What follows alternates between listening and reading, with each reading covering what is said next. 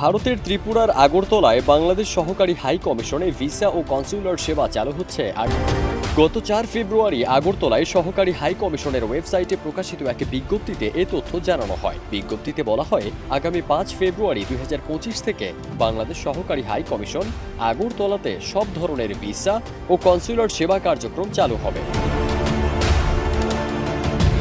কেউ না বুঝলেও আমরা আপনার প্রয়োজন বুঝি, আর তাই তো অত্যাধুনিক ফিচার সম্বলিত বিভিন্ন সাইজ আর কালারের ২৫০টিরও বেশি ডিজাইন অপশন নিয়ে ওয়ালটন স্মার্ট ফ্রিজ বোঝে আপনার প্রয়োজন। প্রসঙ্গত, বাংলাদেশে সংখ্যালঘু নির্যাতনের অভিযোগ তুলে হিন্দুত্ববাদী সংগঠন হিন্দু সংঘর্ষ সমিতি সহ কয়েকটি সংগঠনের সমর্থকরা গত ডিসেম্বরে সহকারী হাইকমিশন প্রাঙ্গণে ঢুকে হামলা চালায়। বাংলাদেশের জাতীয় পতাকারও অবমাননা করে তারা।